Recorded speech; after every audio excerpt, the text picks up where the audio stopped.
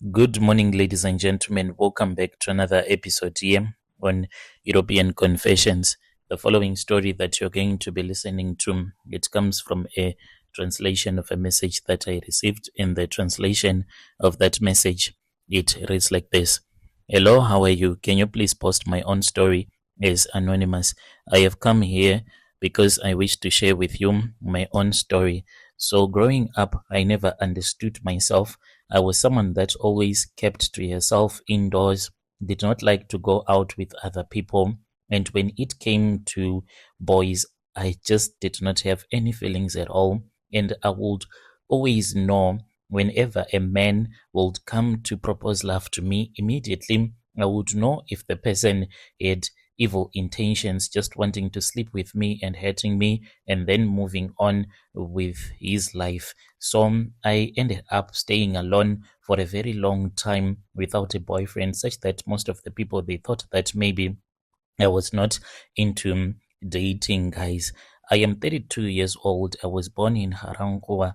That is where I was raised. And now I live in Alexandra in Johannesburg, where I am staying with this man whom I started dating a couple of years ago. This man, he was married, and because of the charms that I just dreamt about, I used those charms, and then I gave those charms to this man, and he started abusing his wife too many times. He was arrested because of the way that he used to beat her up. But now I know it was because in my blood there is the spirit of witchcraft that has been following our family from my mother's side for a very long time. I did not even know it.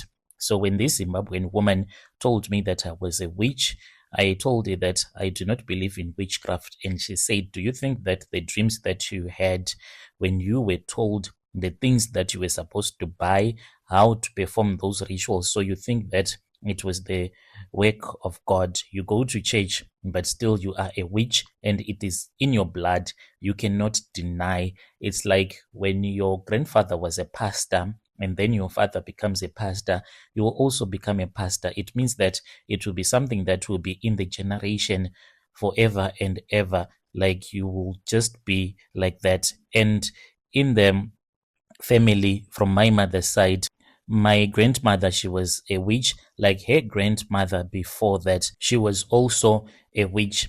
I tried to refuse, but I was happy that finally there was someone who understood me, someone that was willing to tell me what exactly was happening to me, because I did not even understand myself. Like growing up, I always had weird dreams. I would find myself walking with women that I would know in my dreams, but when I would have woken up, I would not remember any of their faces. But all that I could remember was that I was walking with these women. Where we were headed to, I truly do not even know. So this woman then told me that it was because of the gift that is inside of me. And she said that most of the people that think that they have a calling to become traditional healer, they think that it is a calling because of the dreams that they will be having. But no, it will be a mistake. There are different callings.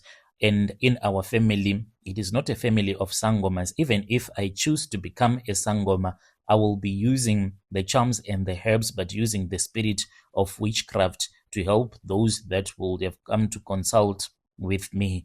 So this woman made me to understand myself that I carry witchcraft in my blood. I was born into it. I did not choose it. And she said that I should not hate myself because I was born into it. My grandmother passed away when I was still a teenager, and I only remember her as a quiet, church going woman who loved God. And there were times when my grandmother, she would speak to herself, especially when the sun will be going down. I remember this very well, just like what that woman told me. She said that your grandmother, she used to call Netokoloshis when the sun was setting. Am I lying to you? And then that was when I started to remember, and the visions kept on coming back. And indeed, that is what my grandmother used to do. When the sun was setting, my grandmother will sit and she will be watching the sun, and she will start to talk to yourself.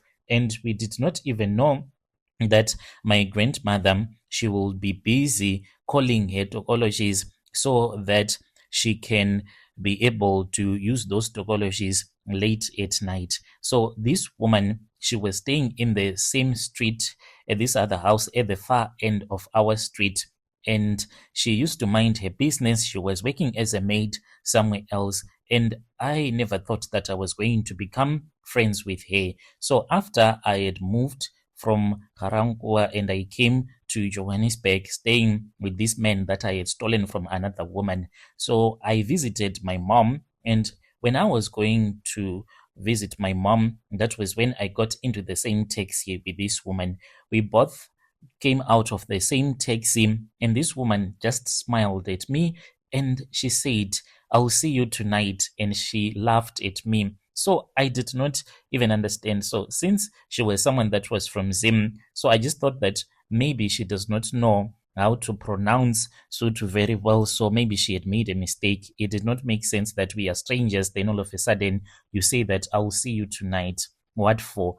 I then went to bed. When I went to bed, that was when I saw this woman. It was around 12 a.m. She appeared out of nowhere. She was in my room. I was unable to wake up. It felt as if I was on an operating table when she appeared into my bedroom. And then she told me that she had been sent by my grandmother and she wanted to see if I was the one whom she had sent to visit by my grandmother. She told me that she knew my grandmother, and my grandmother, she had a clay pot which I was supposed to go and collect in Giyani. And she told me that I was going to get this clay pot, the directions, I was going to get them the moment that I start to travel. I thought that it was just a bad dream. This woman, early in the morning, when I wanted to return back to Alexander, that was when she came to me and she told me that she wanted to accompany me to Giyani because she had her brother who was working and staying at this other lemon farm there in Giyani so that she can assist me to get the clay pot. I then agreed. Why I agreed, I really do not even know. We then traveled and we went to Giyani. To my surprise, when we got to this other village, there was a woman who was waiting for me. And this woman, she was quite old. Her daughter was so happy. The excitement that was on her face, I could not even believe it. And she said, "Thank you for bringing her to us." And I said, "What is going on?" That was when I was told that she used to be friends with my grandmother. They used to work together in Joburg a very long time ago, and they were both witches. So my grandmother then gave her the clay pot, and she said, "Please try to give this to my granddaughter so that she can know that this is her inheritance that I have left for her. And I already know the day that I am going to die." So as my grandmother, she also knew that she was going to die first before her friend would have died. So it only took a very long time for me to be able to go and visit that woman who used to be my grandmother's friend. So she was quite old. She was sick and she was complaining that her flesh was tired. Her spirit, her body wanted to rest, but she could not rest because of the oath that she had taken with my grandmother to only die after she would have given me that clay pot. So when I accepted this clay pot, that woman then said, "Now you can take me to the hospital so that I can rest." She knew that on that day she was going to die.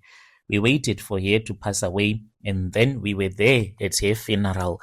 And I was also introduced to other women, some that came to South Africa a very long time, but they are from Mozambique, that were also witches in that village there in Giyani, where we had gone to collect this clay pot.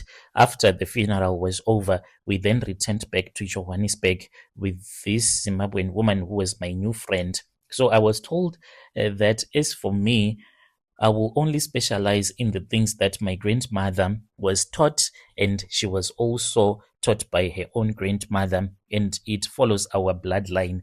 So the spirit that possesses me it is a demon, but the way that I can describe it to someone who does not understand the things of the spirit, it is a rat. But when it is a rat like that, it is more like a human being that is sent by other spirits. So these spirits, they might be living in the trees. They do not have natural human bodies, and they want a body to possess so that they can come into this physical world. So I transform and I become this rat whenever this spirit comes to possess me at night. And when I transform and become a witch that I am, not this person that you see during the day, I become a rat. And then I can go into anyone's home. And when I enter into a woman's home that is pregnant, I will go inside of her private part. Then I'll start to chew at a Marcus plug. And whilst I am chewing at it, and then there will be an infection. And after that, the baby would be gone. It will be a miscarriage. It does not matter if this happens at 1 month or at 9 months. The woman will have a stillbirth if it happens at 7, 8, 9 months. But something below that, she will have a miscarriage. There are people that believe that witchcraft is ugly. Yes, you are right, but you do not understand. If it is in your DNA, what else can you do? This is in my blood. Witchcraft had been following me all of my life. It is only that when I had an encounter with this woman, she brought out what was inside of me. I do not do it out of jealousy. I don't hate children or pregnant women. I don't even know why I do it, but it is because when I wake up, I get possessed. That is my own confession. I have caused so many miscarriages around Ga-Rankuwa as well as Alexandra. That is where I operate. Dear listeners, right, there was a message that was forwarded to me by one of our admin as a translation. Strange things indeed, they do happen in this world. Yo.